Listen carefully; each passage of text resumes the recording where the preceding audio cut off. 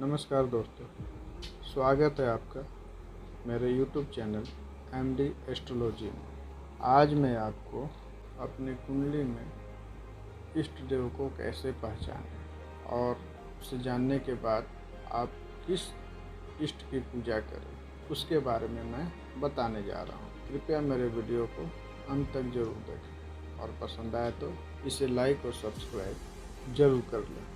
भक्ति और आध्यात्म से जुड़े अधिकांश लोगों के मन में हमेशा यह प्रश्न उठते रहता है कि मेरा इष्ट देव कौन है और हमें किस देवता की पूजा अर्चना करनी चाहिए, जिससे कि हमें जीवन में अधिक से अधिक लाभ मिल सके। किसी भक्त के प्रिय शिव जी हैं, तो किसी के विष्णु, तो कोई राधा कृष्ण का भक्त है, तो कोई हनुमान जी का, और कोई तो सभी देवी देवताओं का एक के बाद एक स्मरण करता है। परंतु एक उक्ति है कि एक साध है सब सद है, सब साध है सब जाए। जैसा कि आपको पता है कि अपने अभिष्ट देवता की साधना तथा पूजा अर्चना करने से हमें शीघ्र ही मन चाहे फल की प्राप्ति होती है। आज मैं इस वीडियो के माध्यम से आपके अंतर मन में उठने वाले सवालों का जवाब देने की कोशिश कर रहा हूँ। अब प्रश्न होता है कि देवी देवता हमें कैसे लाभ अथवा सफलता दिलाते हैं। वस्तुतः जब हम किसी भी देवी देवता की पूजा करते हैं तो हम अपने अभिष्ट देवी देवता को मंत्र के माध्यम से अपने पास बुलाते हैं और आवाहन करने पर देवी देवता उस स्थान विशेष तथा हमारे शरीर में आकर विराजमान होते हैं। वास्तव में सभी देवी शक्तियाँ अलग अलग निश्चित चक्र में हमारे शरीर में पहले से ही विराजमान होती है। आप और हम पूजा अर्चना के माध्यम से ब्रह्मांड से उपस्थित दैवीय शक्ति को अपने शरीर में धारण कर शरीर में पहले से विद्यमान शक्तियों को सक्रिय कर देते हैं और इस प्रकार से शरीर में पहले से स्थित ऊर्जा जागृत होकर अधिक क्रियाशील हो जाती है। इसके बाद हमें सफलता का मार्ग प्रशस्त करती है। ज्योतिष के माध्यम से हम पूर्व जन्म की दैवीय शक्ति अथवा इष्ट देव को जानकर तथा मंत्र साधना से मनोवांछित फल को प्राप्त कर सकते हैं। इष्ट देव के विभिन्न आधार के निर्धारण के विधि।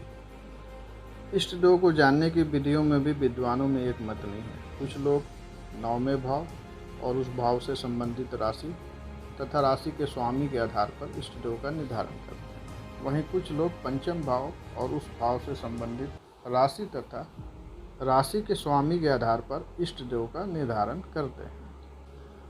इष्ट देव का निर्धारण 5वें भाव के आधार पर। इष्ट देव या देवी देवता का निर्धारण हमारे जन्म जन्मांतर के संस्कारों से होता है। ज्योतिष में जन्म कुंडली के 5वें भाव से पूर्व जन्म के संचित धर्म, कर्म, ज्ञान, बुद्धि, शिक्षा, भक्ति और इष्ट देव का बोध होता है। यही कारण है अधिकांश विद्वान इस भाव के आधार पर इष्ट देव का निर्धारण करते हैं। 9वें भाव से उपासना के स्तर का ज्ञान होता है। हालांकि यदि आप अपने इष्ट देव का निर्धारण नहीं कर पा रहे हैं तो बिना किसी कारण के ईश्वर के जिस स्वरूप की तरफ आपका आकर्षण हो वही आपके इष्ट देव हैं, ऐसा समझकर पूजा उपासना करना चाहिए। 5वें भाव में स्थित ग्रह के आधार पर इष्ट देव का चयन करने का तरीका। यदि 5वें भाव में सूर्य है तो आपके इष्ट देव विष्णु या राम। यदि चंद्रमा है तो शिव, पार्वती या कृष्ण। यदि मंगल है तो हनुमान, कार्तिकेय या स्कंद। यदि 5वें भाव में बुध है तो दुर्गा या गणेश। यदि बृहस्पति है ब्रह्मा, विष्णु या वामन। यदि 5वें भाव में शुक्र है तो लक्ष्मी, या माँ गौरी। यदि पंचम भाव में शनि है तो भैरव, यम, हनुमान या कूर्म। यदि राहु है तो सरस्वती, शेषनाग या भैरव। यदि केतु है तो गणेश या मत्स्य। पंचम भाव में स्थित राशि के आधार पर इष्ट देव का निर्धारण करने की विधि। यदि पंचम भाव में मेष राशि है यानी कि पांचवें भाव में यदि 1 लिखा है तो आपके इष्ट देव हुए सूर्य या विष्णु जी। यदि पंचम भाव में 2 लिखा हो तो आपके इष्ट देव हुए गणेश जी। यदि 3 यानी मिथुन राशि है तो आपके इष्ट देव सरस्वती, माँ तारा या माँ लक्ष्मी। यदि 4 यानी कर्क है तो भगवान श्री हनुमान जी। यदि 5 लिखा हो यानी सिंह राशि या लग्न तो आपके इष्ट देव हुए शिव जी।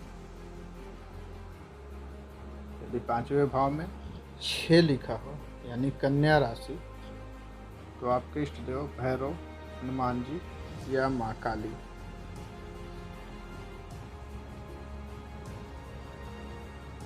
यदि आपकी कुंडली में पांचवें भाव में 7 लिखा हो यानी तुला राशि तो आपके इष्ट देव हुए भैरव, हनुमान जी या माँ काली।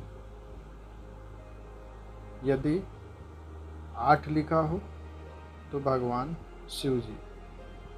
यदि पांचवें भाव में 9 लिखा हो यानी धनु राशि तो आपके इष्ट देव हुए हनुमान जी। यदि 10 लिखा हो यानी मकर राशि तो आपके इष्ट देव हुए माँ सरस्वती, माँ तारा या माँ लक्ष्मी। यदि 11 लिखा हो यानी कुंभ राशि तो आपके इष्ट देव हुए गणेश जी। यदि 12 लिखा हो यानी मीन राशि तो आपके इष्ट देव हुए माँ दुर्गा, माँ सीता या कोई भी देवी। उपयुक्त विधि के आधार पर अपने इष्ट देव का चयन करने के बाद आपको निर्धारित देवी देवता की पूजा अर्चना करना चाहिए और अपने अंदर की ऊर्जा को जागृत कर स्वयं तथा समाज का कल्याण करना चाहिए। यदि आपके पास उपयुक्त कुंडली नहीं है यानी कि आपके पास जन्म की तिथि नहीं है तो आप अपने जन्मदिन के अनुसार भी इष्ट देव की उपासना कर सकते हैं। यदि आपका जन्म रविवार को हुआ है तो आप सूर्यदेव, काल भैरव की पूजा आराधना कर सकते हैं। यदि सोमवार को हुआ है तो आप भगवान शिव जी की आराधना कर सकते हैं। यदि आपका जन्म मंगलवार को हुआ है तो आप कार्तिकेय जी, हनुमान जी की पूजा कर सकते हैं।